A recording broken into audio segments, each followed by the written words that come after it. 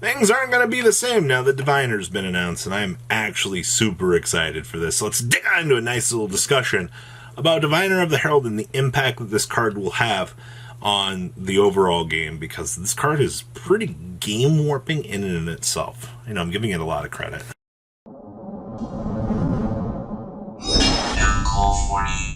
Make sure you guys smash the ever-living crap out subscribe button so you guys don't miss out on more excellent content. Now, if you're living underneath a rock, which I really hope that you're not, Diviner of the Heralds was leaked through the page, and you guys saw me talking about this on Market Watch this morning. You're probably like, well, Robbie, like, Diviner isn't that good. Like, you're just hyping this up because you got like 80 cases of this set coming. You want to not stop that, all right? Like, that, it's not like that. Now, Diviner of the Herald. So you guys already know that we're getting Fafnir, right?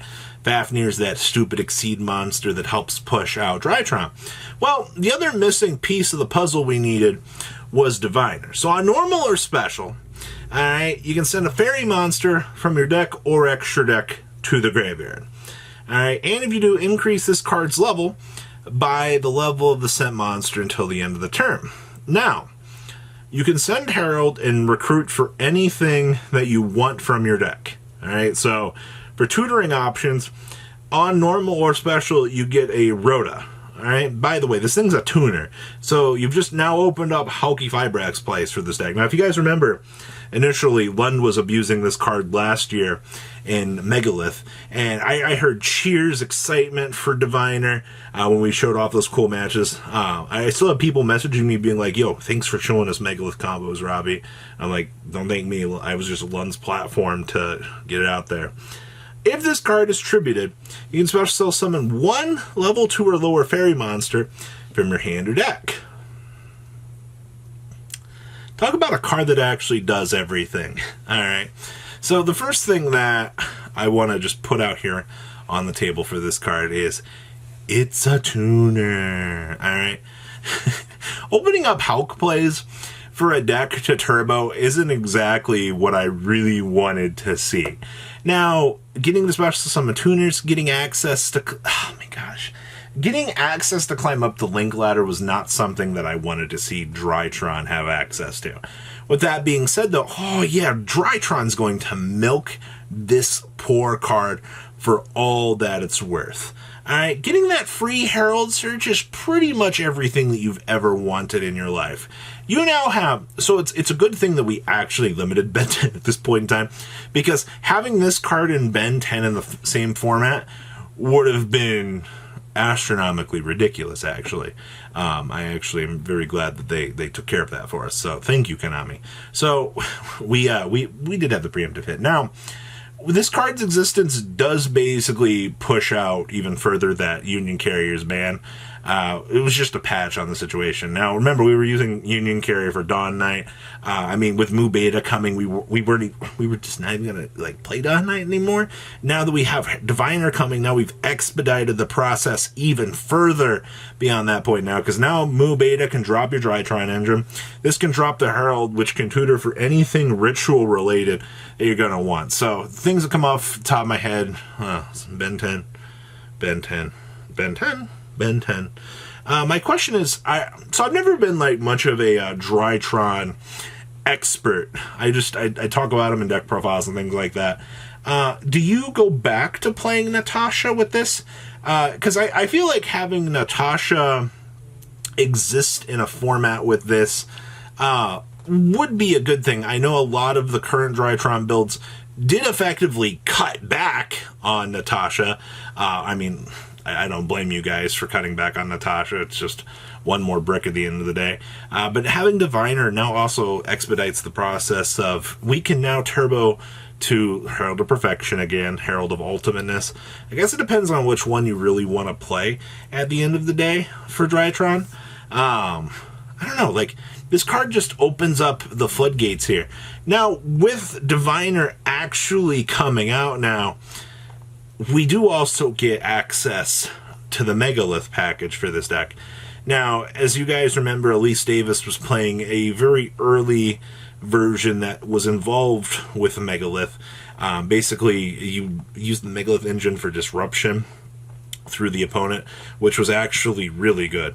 Actually, also now I think about it, Diviner gives us quicker access and more disruption so that we can further abuse Herald of the Orange Light, actually. Man, we're just expediting this process. Alright, yeah, so basically, having Herald exist now, the last build that topped in the TCG was playing the Megalith package as well. I also see that we're doing really weird things with playing the other Cyber Angel. What is it? The discard for 1,000 or something like that.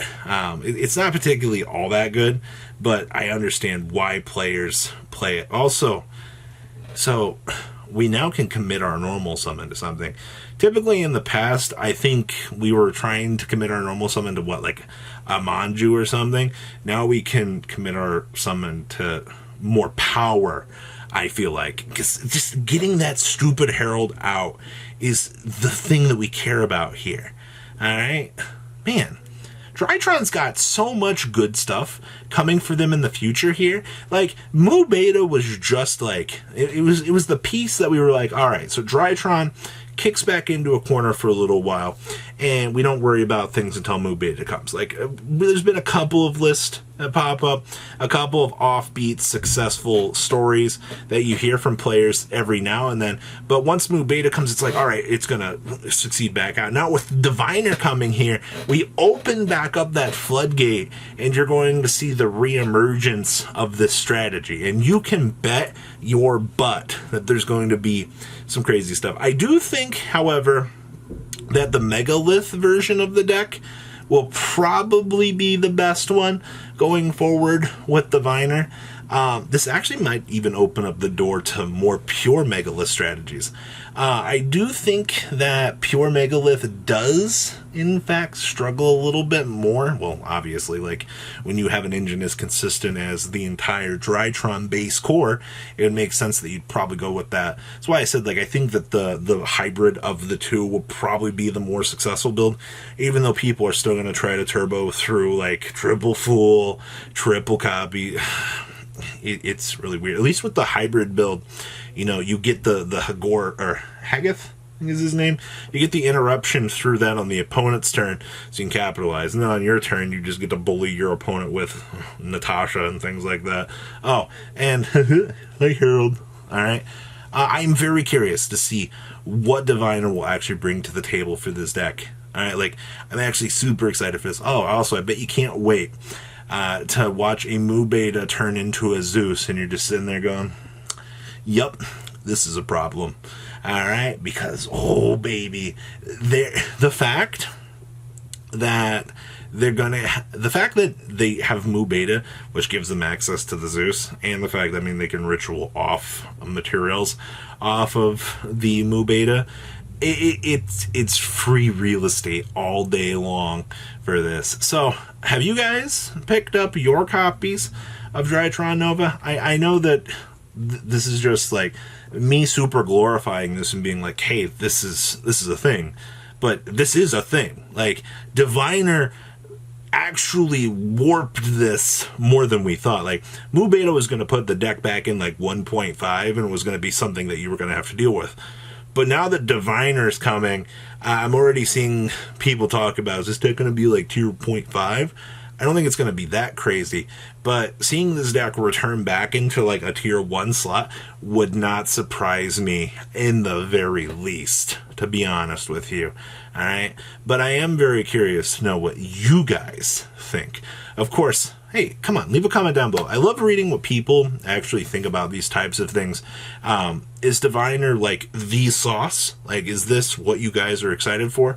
Or do you think that this deck is just going to be like, well, you know, Mu Beta's not actually that good, Robbie. You're just hyping this up. I love reading those comments. I have nothing to gain from this other than going, hey, I've seen what this deck can do with triple copies of this deck at max. I've seen what Diviner can do. You guys saw what Diviner could do with Megalith. And I like to see this card actually coming out and expanding on things. It's gonna be Very, very interesting. So, guys, leave a comment down below. Tell me what you guys think. Make sure you guys smash the living crap out subscribe button so you guys don't miss out on more excellent content.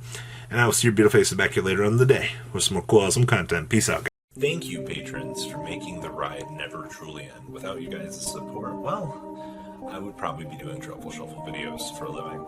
Guys, please check out VanCool40 for all of your Cardfight Vanguard content brought to you by MCool40. And if you are looking to pick up singles, check out mcoolgames.com for your trading card game needs. Thanks for watching, everybody.